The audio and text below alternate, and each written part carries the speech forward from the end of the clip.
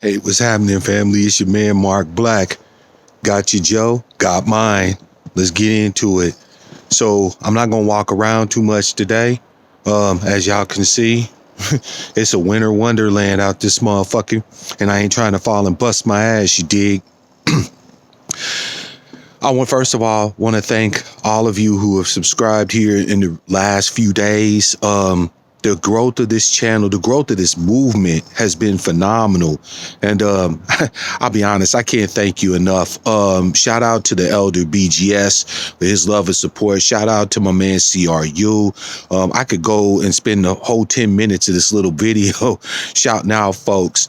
But just suffice it to say that I see you.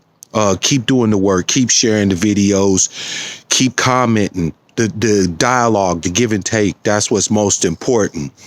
So I wanted to talk this morning about the exposure that I mentioned in the live stream on Sucker Free Saturday, the exposure of these people that I'm talking, that we've been talking about, right? I watched quite a few different live streams, which is interesting because until we started coming out and speaking on ADOS issues, nobody really had any damn thing to say. So y'all don't even realize it, but just by sitting there talking against us, you're validating us.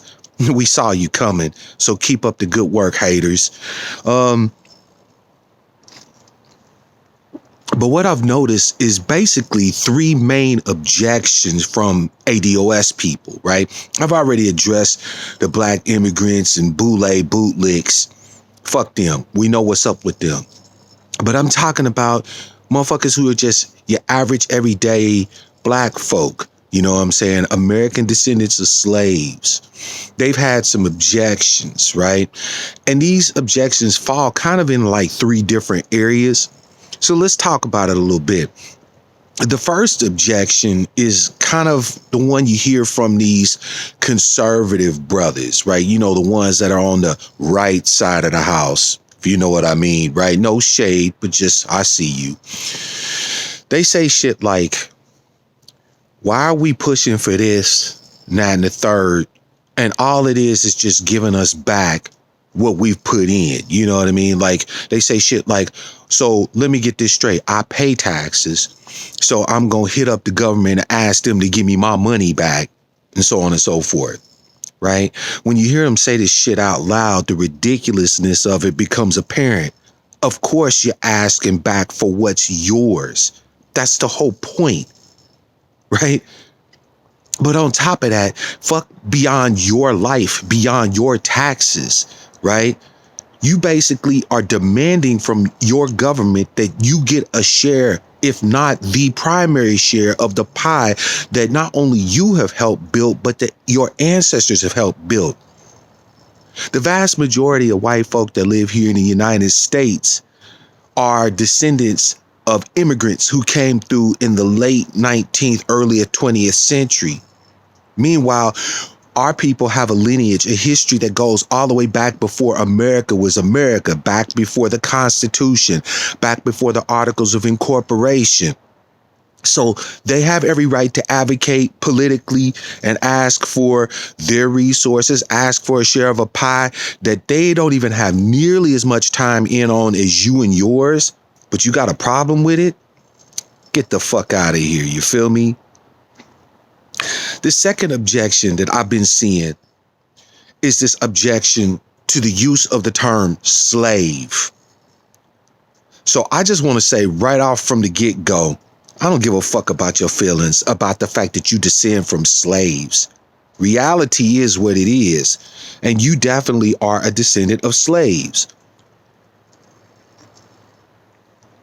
There's too much documentation, too much historical basis to suggest that the vast majority of motherfuckers that look like us came over in the holds of slave ships. You don't have to like that fact. You can feel like it's demeaning to you. You could feel some kind of way about the fact that we're calling you a descendant of slaves. But guess what?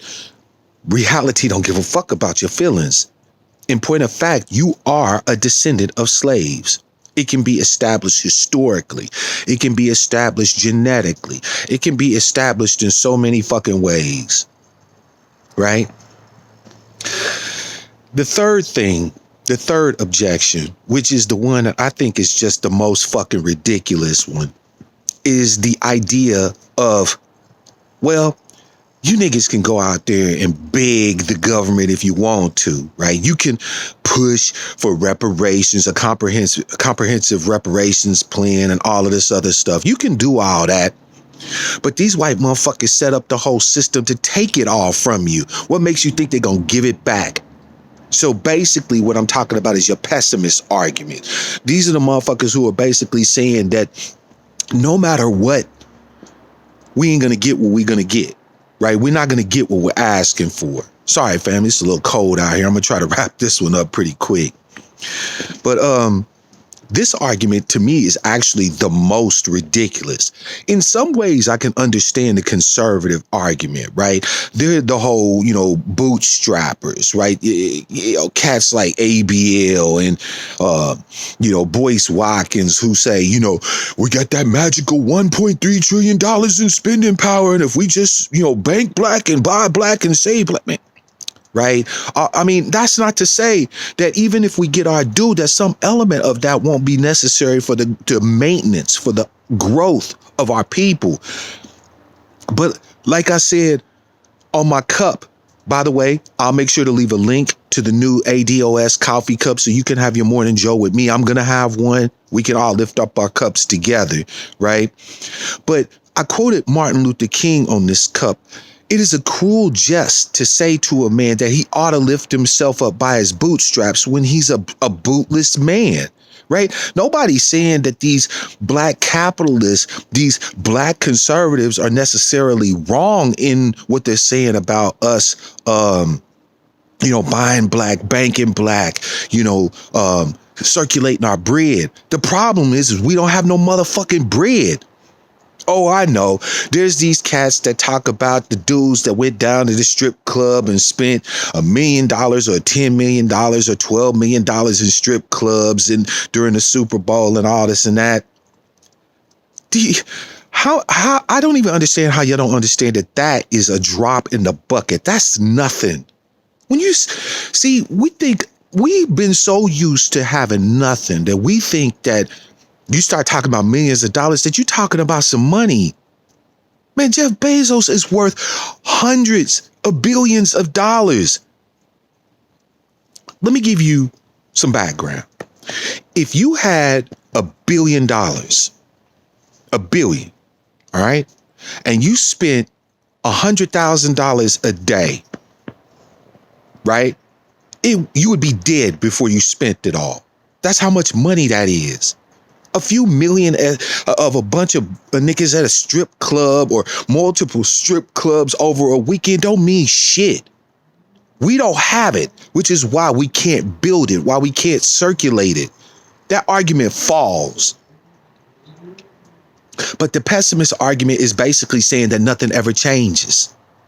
Look, if nothing ever changed, we wouldn't be saying that you a descendant of slaves. We'd be saying your ass is a slave, that I'm a slave, and I wouldn't be saying it. Things do change in America. Sure, they change slower than a motherfucker. Sure, us not advocating for it will ensure that it won't change. But things do change. This pessimist argument is full of shit. All of these arguments from so-called DOS people is full of shit. Do your homework, family. Keep positive. And best and most important, support your voices. Those who are arguing for you, fighting for you, advocating for you, sitting there on different media platforms, different live stream broadcasts, who are articulating the words that you may not know how to say. Support them. Show them love. But most importantly, show yourself love. Have some motherfucking hope. We coming, and we will not be stopped. It's your man, Mark Black. Until the next time I talk to you, I want to wish you all love, peace, prosperity, and power. Real power to our people.